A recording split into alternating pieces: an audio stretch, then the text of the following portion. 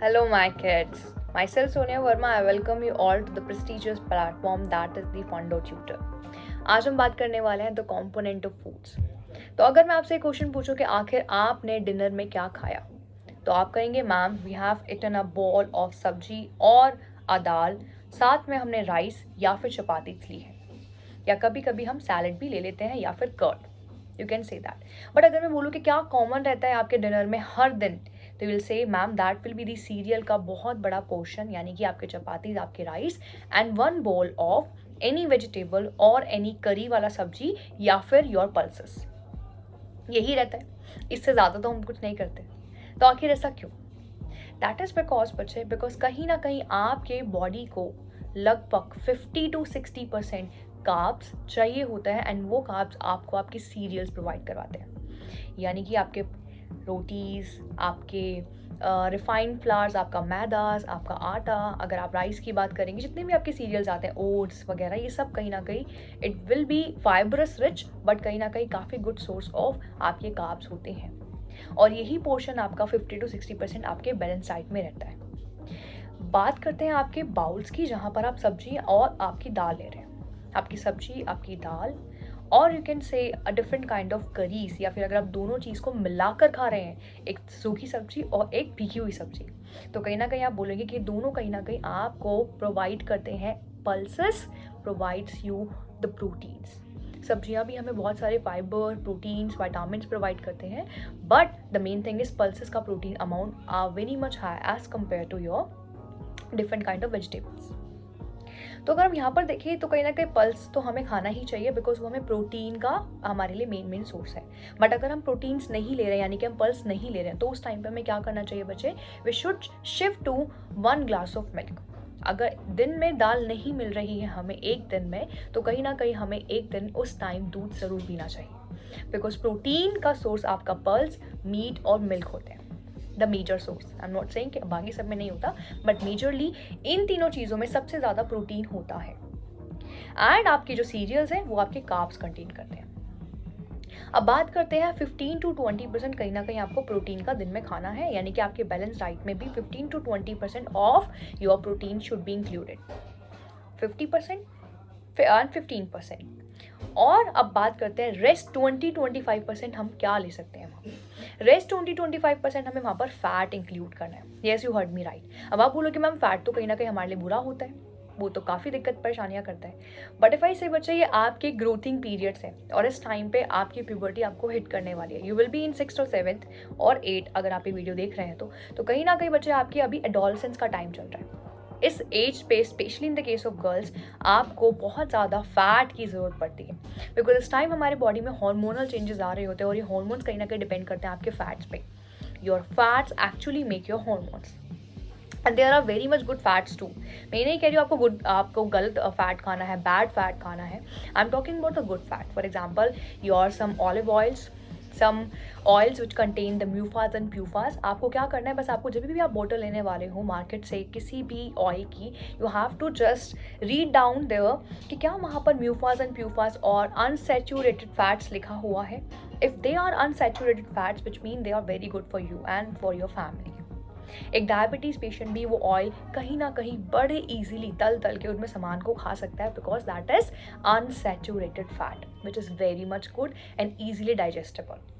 But if you talk about the butters, the ghees, वो कहीं ना कहीं हमें लिमिट करना है। बट फैट कहीं ना कहीं आपके डाइट में होना चाहिए 20 to 25%, which is necessary for your skin as well as your brain, because आपके ब्रेन को भी उतना ही फैट चाहिए ताकि वो अपना प्रॉपर अच्छे से फंक्शनिंग कर पाए, ठीक है, जितना आपकी बॉडी को चाहिए हार्मोन्स को बनाने के लिए।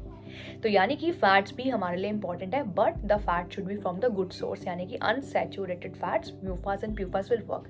एंड सबसे ज़्यादा म्यूफाज एंड प्यूफाज आपके ऑलिव ऑयल में देखने को मिलता है, या फिर आपका sunflower oil. If you talk about the rest 5 to 10%, वो rest 5 and some micro nutrients जो हमें चाहिए होते हैं, वो उनके लिए जाते हैं।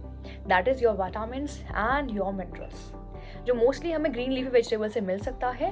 बट अगर हम वेजिटेबल्स को मिक्स करके नहीं खा रहे हैं, या फिर सिर्फ हम पर्ल्स पे ही रह रहे हैं, है ना, बहुत सारी जगह पर मैंने देखा है कि पर्ल्स, उपमा एंड सीरियल्स की ही चीज़ ज़्यादा बनती है, या प्रोटीन्स की चीज़ ज़्यादा बनती है, एंड बाकी के न्यूट्रिएंट आपके कहीं ना कहीं वहाँ पर सफ़र कर जाते हैं। तो उस कंडीशन में जो आपके मैक्रो न्यूट्रिएंट तो कंप्लीट हो रहे हैं बच्चे, बट आपके जो माइक्रो न्यूट्रिएंट है दे विल सफर, एंड इससे कहीं ना कहीं हमें छोटी मोटी बीमारियां हो सकती है जो कि कहीं ना कहीं सीवियर केस में भी जा सकती है।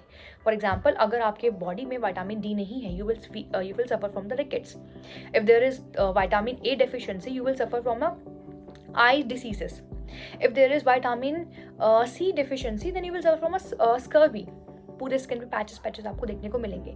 तो यानी कि यू कैन से कि there are a lot of diseases that depend on your vitamins and your minerals की कमी से बहुत सारी चीज़ देखने को मिलती है। फॉर एग्जांपल, अगर बॉडी में कैल्शियम नहीं है, which is a very good source by your milk, you can say that, but अगर प्रोटीन्स के साथ साथ दूध की मैं बात करें, दैट इज द कैल्शियम, अगर कैल्शियम नहीं मिल पा रहा है आपकी बॉडी को, तो कहीं ना कहीं आपके बोन्स की थिकनेस देखने को मिलेगी, थिननेस देखने को मिलेगी, जो कि हमें नहीं करना है। तो कैल्शियम नहीं है, आयोडीन नहीं है, ओके, राइबोफ्लेविन नहीं है, which is the again part of your vitamins.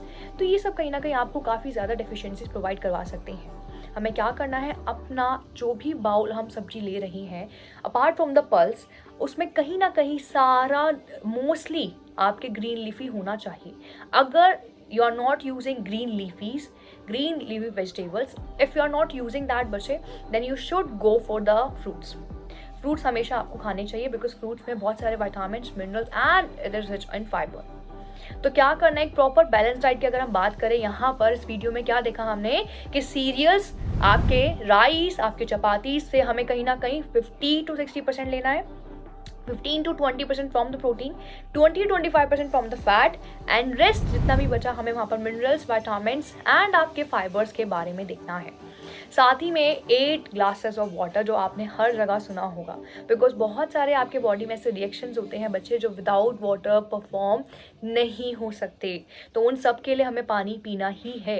And digestion में भी देखा गया है कि पानी बहुत इंपॉर्टेंट है, तुरंत खाने के बाद नहीं, बट खाने के कम से कम 1 घंटे बाद आपको पानी पीना चाहिए, एंड सोने से पहले भी you should also drink a cup of water, you can say that. So this is all about the component of the food, and next lecture you will say, and in the next video I'll be talking about the food sources. यहाँ पर आज हमने बात करा है what is the balanced diet बच्चे। आज हमने सीखा कि balanced diet क्या होता है, उसमें कितना कितना पोर्शन आपका आना चाहिए, carbs, fats, vitamins, minerals and your proteins. 5 चीज़ों से मिलकर आपका बैलेंस डाइट बनता है। साथ ही में हमने वाटर की भी बात करी। नेक्स्ट वीडियो में will be talking about the sources of this nutrients. For example, protein किस किस से मिल सकता है, ग्रीन लीफ वेजिटेबल्स में क्या क्या आ सकता है, what will be the alternates, and बाकी आपका will talk about the minerals, will talk about the diseases in detail. हम वहाँ पर कहीं ना कहीं बात करेंगे जो आपके इस चैप्टर पे डिपेंड करता है। चलिए मिलते हैं इन द नेक्स्ट लेक्चर और इन I will say in next video. तब तक के लिए take care all, have a nice day and bye bye my care.